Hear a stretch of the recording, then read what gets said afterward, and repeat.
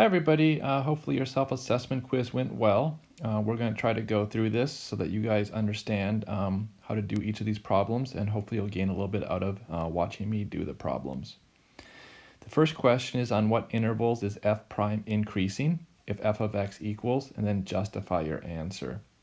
And so the question they're asking is about f prime. They're asking if f prime is increasing. We identify if a function is increasing by finding the derivative of that function and finding when that derivative is positive. And so we need to find the derivative of f prime and find out when that derivative, which would be f double prime, is positive. And so let's go and find f double prime. F prime of x is equal to 3x squared minus 6x. This is the function they're asking whether it is increasing or decreasing. We got to find the derivative of this function and then find where this is positive. Our second derivative over here is going to be the 6x minus 6. When does this equal 0? When x is equal to 1. If we try to analyze that second derivative, we have a critical point at x equals 1.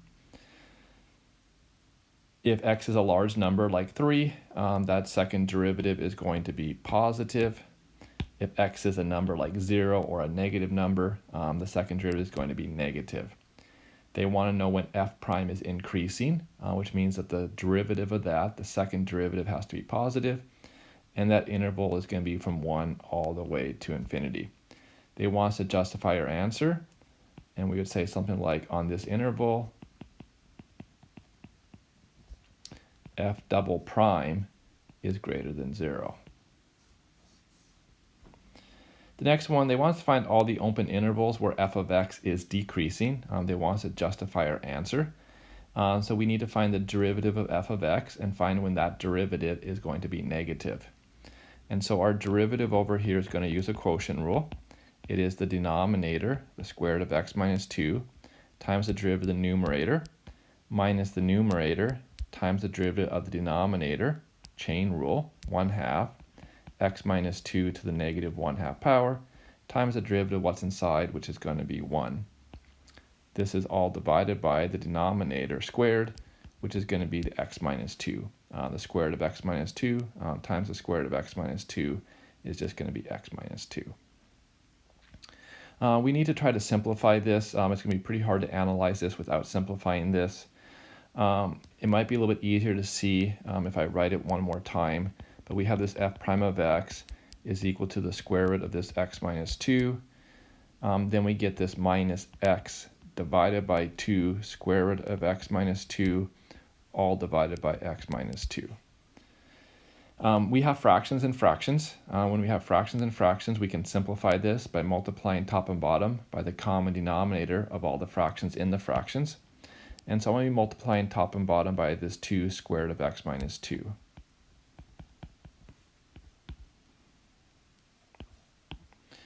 This over here is going to distribute. And when we do this, we're going to get this f prime of x is going to equal. We have the 2, and then we have those two x minus 2 square roots multiplied together. That's going to give us 2 times x minus 2. We're going to get a subtraction. Over here, everything is going to do what? Cancel. And we're going to be left with just an x. And in the denominator, we're going to get a 2. And we're going to get this x minus 2 to the 3/2 power. We have a first power over there. We have a half power. Altogether, we have a 3/2 power. In the numerator, if I try to simplify this 2 is going to distribute. We have a 2x minus 4, and then we have a negative x. And so altogether, we're going to get this x minus 4 in the numerator. In the denominator, we get this 2x minus 2 to the 3/2 power. We need to figure out what's going on with this function.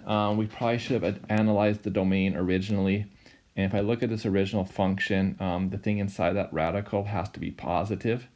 It can't equal 0 because then the square root of 0 is going to be 0 and I get division by 0. And so the question is, when is x minus 2 positive? When x is greater than 2. And so when I'm looking at this over here and analyzing this, I'm going to get an endpoint over here of 2. 2 is not actually allowed in the function, but that is definitely a point that is of interest. Additionally, if I look at my derivative over here, I can clearly see that that's undefined at x equals 2. Kind of makes sense with what the function looks like. When does it equal to 0? At x equals 4. And so now I need to analyze each of these intervals. And so the question is, what's happening on each of these intervals when I analyze this function? The denominator is always going to be positive, just because x is going to be bigger than 2. When you take the square root of something, square roots only give you positive values anyway. The numerator, if x is a big number like 5 or 6, is going to be positive. And if it's a smaller number like 3, it would be negative. And again, this is analyzing f prime. They're asking for decreasing. Decreasing is when the derivative of the function of interest is negative. And so that over there is going to be from 2 all the way to 4. They want us to justify our answer. And we can say something like, on this interval, f prime is going to be less than 0. Or you could say something like, this is the only interval where f prime is less than 0, something to that effect. The next one, they want us to identify all the points x, y that are relative maximums of the function, and they want us to justify our answer. Maximums occur where the first derivative of the function changes from positive to negative. The function was going up, it was increasing, then the function was going down, it was decreasing. And so I want to find that particular point. These maximums are going to be first derivative items, and so I got to go find my first derivative. This h prime of x is going to be this 3x squared minus 12x plus 9. This is never undefined, but this does equal 0. There is a 3 in common. There is an x squared minus 4x plus 3 that's left over. And this factors into x minus 1, x minus 3. Two numbers that multiply to positive 3 and add to negative 4. And I get that x is equal to 1 or 3. If I try to analyze this derivative, looking at h prime, I have my two critical points, which are going to be 1 and 3. I'm trying to identify whether this particular function, h prime, is either positive or negative. And if I try to plug in a number like 0, I end up with 3 times negative 1 times negative 3. That over there is going to be positive because I have two negatives. If I plug in a number like 2, I get 3 times 1 times negative 1. That's going to be negative. If I plug in a big number like 4, I get 3 times 1, and that over there is going to be positive. They're asking for relative maximums. My function h was going up, then it went down. My function h was going down, then it went up. The only point where I have a relative maximum is going to be at x is equal to 1. They asked me for an x comma y, so I'm going to find the y coordinate. I'm going to get the point 1 comma.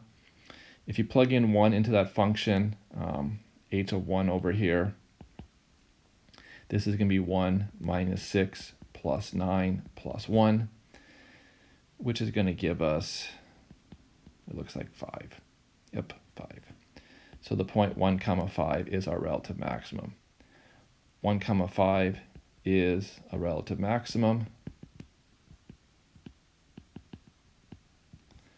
for h of x, and they want us to give us a justification for our argument. Our justification is talking about our derivative, and again, since h prime changes from positive to negative, and this part is important, at x is equal to 1. Just because a function changes from positive to negative does not make the relative maximum at x equals 1. The reason why there's a relative maximum at x equals 1 is because that h prime is changing from positive to negative at x equals 1. And so we'll box that wonderful answer. The next one, we have the graph of f prime, a derivative of the function f of x. It's given to the right. It's known that f of negative 6 is 16. They want us to approximate the x coordinates of all the relative minimums for the function f of x. Well, I find relative minimums for the function f of x when f prime changes from negative to positive. Are there any locations where f prime changes from negative to positive? And the answer is yes. There's going to be one right over there, and there's going to be one right over there. Those are the spots where f prime, this is the derivative of f, is changing from negative to positive. And so we're going to get some approximations, but we'll do like x equals, I don't know, negative 2.78, somewhere in there. And then we have 4 point something, I don't know what, 4.7, somewhere in there. But those are the 2 points that we're going to have relative minimums for the function f. They want us to justify our answer. At these points, what's going on at these points? F prime of x changes from negative to positive. The next one is we're giving g is the square root of f of x, and they want us to find the value of g prime of 6. And so in order to do that, I need to find g prime first. G prime of x is going to be a chain rule derivative. I have something that the square root is taken of that. I have something to the half power. Take the 1/2 in front. Decrease the 1/2, it gives you negative 1/2. And then multiply by the derivative of what's inside, which is going to be this f prime of x. I then want to find the value of this at negative 6. This is going to be 1 over 2 square root of f of 6 times f prime of 6. They were very kind in this particular problem. They gave me f of negative 6. Oops, I wrote that wrong there. This is actually f of negative 6. They gave me f of negative 6, and that's going to be 16. The square root of 16 is going to be 4. That f prime of 6 is the derivative at 6. If I go look at my graph over here, I say negative 6. If I look at my graph over there, that value is going to be 2. This is the graph of f prime. The y coordinates give us the value of the derivative at that particular point, and that's going to be 2. And so this altogether is going to be 1/4. The next one is they want us to find all the inflection points. Inflection points occur where the second derivative changes sign. And so I got to go find my second derivative. And so we're going to get this f prime of x. This is going to be this negative 15x to the 4th plus 20x cubed. F double prime of x is going to be negative 60x cubed plus 60x squared. Is this ever undefined? The answer is no. Does it ever equal 0? Yes. There's a negative 60x squared in common. What's left over? X minus 1. And so this over here is going to be x is equal to 0 or x is equal to 1. If I try to analyze that second derivative, again, this is the second derivative. What is going on for this particular function? If I pick a value that's, say, negative, the negative 60x squared will always be negative. The x minus 1, if I plug in a negative value for x, will be negative. Negative times negative is going to be positive. If I pick a number between 0 and 1, like 1/2, the negative 60x squared will always be negative. The 1/2 minus 1 is also going to be negative. Negative times negative is going to be positive. And then finally, if I pick a number bigger than 1, like 2, I'm going to get negative. In order to get an inflection point, the second derivative has to change sign. And so my inflection points occurs at the point x equals 1. And so I'm going to get the point 1 comma something. And if you plug 1 into my function up here, what happens? I get the y coordinate. Negative 3 times 1 plus 5 times 1 is going to give me 2. So this point 1 comma 2 is an inflection point.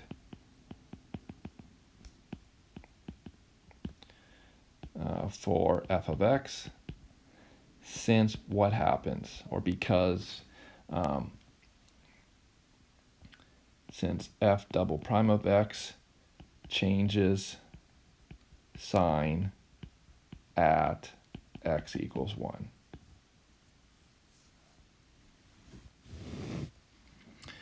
The next one is they want us to find all the open intervals where this function g is concave down, give a reason for our answer. Concave down means that the second derivative is negative. And so I got to find the second derivative of g and find out where that's negative. So let's go find our first derivative. The 1/2 times 4 is going to be 2.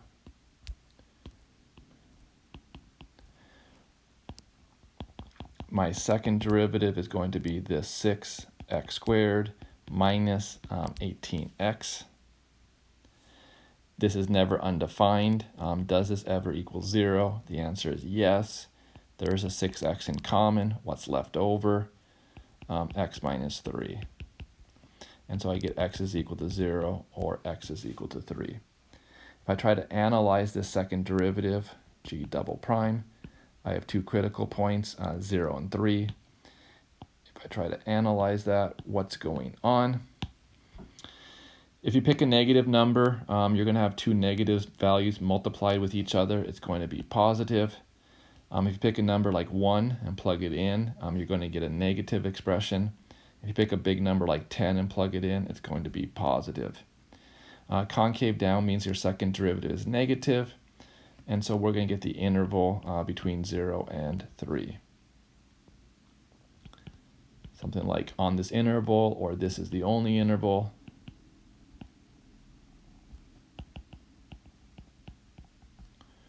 Where g double prime of x is negative, or is less than 0.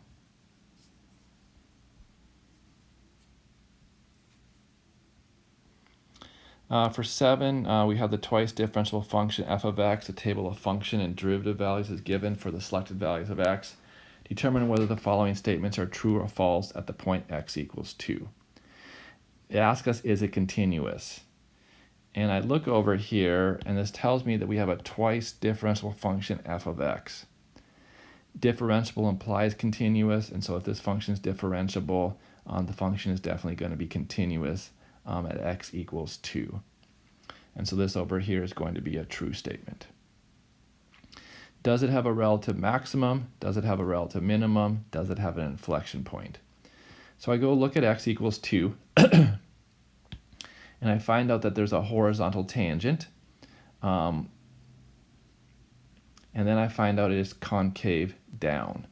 And so I have this horizontal tangent, and I have concave down. What does that make it? It makes it a relative maximum. So that relative maximum is going to be true. The relative minimum is obviously going to be false. And then the next question is, do I have an inflection point? Well, in order to have an inflection point, your second derivative has to change sign. If your second derivative is -1, it is impossible for it to change sign at x equals 2. In order to change sign, your second derivative would have to either be 0 or undefined. It can't be -1. And so this over here would be false. And I think this is our last one. Yep, this is our last one. It says a graph of g prime, the derivative of g is shown to the right. Identify what happens at the x coordinate of each marked point on the graph of g of x, graph not shown. Is it a 0? Is it a relative maximum, relative minimum? Is it an inflection point? Or is it none of the above? And again, this is the graph of the derivative of g, and they're asking us questions about g. So let's go through and try to analyze these and see what happens. If you just knew the slopes, would you know where a function crosses the x-axis? And the answer is no, that's impossible. There are many functions out there that would have the same slope. For instance, we could have something that's linear like this. All of these would have the exact same slope at every single x coordinate, yet I would have no information on when I would know where it crosses the x-axis when I get zeros. I could take any function and I can move it up or down, and the derivative is going to be the same at all the x coordinates. So if I take this function here and I move it up or I move it down, the derivatives are going to be the same at every single value. I have no information on when it would cross or touch the x-axis because I don't know what the constant value is, because the derivative constant is 0. So clearly it's not going to be a 0. Could it be a relative max? In order to be a relative max, the derivative g prime would have to change from positive to negative. Does the derivative change from positive to negative at a? No, the derivative is positive on both sides. That's not a max. What about at b? Well, the derivative was positive, then the derivative was negative. Ooh, that's a relative max. And so b over here is a relative max. They want us to give a reason for this, and our reason for this is g prime of x changes from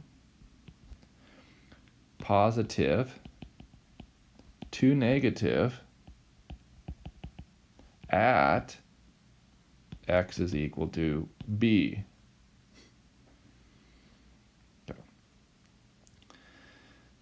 Or you could say at this point, that would work as well. Okay, so we did that. What about the next one? Is it a relative minimum? Well, in order to be a relative minimum, g prime would have to change from negative to positive. I go look over here, and g prime is positive on both sides. That's not changing from negative to positive. And I look over here, where it's positive then negative, and that's not changing from negative to positive. Not a relative minimum. Okay, let's go try the next one. What about an inflection point? In order to get an inflection point, your second derivative has to change sign. How am I going to find the second derivative? Well, it's the derivative of the first derivative. And so in this particular region over here, my second derivative is going to be negative. In this region over here, my second derivative is going to be positive. In this region over here, my second derivative is going to be negative. Again, the second derivative is the derivative of the first derivative. If you're given a graph, the derivative represents slope. Does my second derivative of g ever change from negative to positive at any of these points? And the answer is yes. Look right here. It's changing from negative to positive. This point up here would also be an inflection point on the graph. If this point up here was labeled C, that would be an inflection point on G as well. But we're not asking about C. And so A over here is going to be this inflection point, and we want to give a reason for our answer. At this point, or at the point x equals A, or at the point A, G double prime changes sign. Again, hopefully this solution to the self-assessment quiz makes sense. If you're struggling with something, recommend you do it over and over again until you get it right. Please come and seek me out for help if you need additional assistance. I'm very happy and willing to help. See you guys when I see you guys next.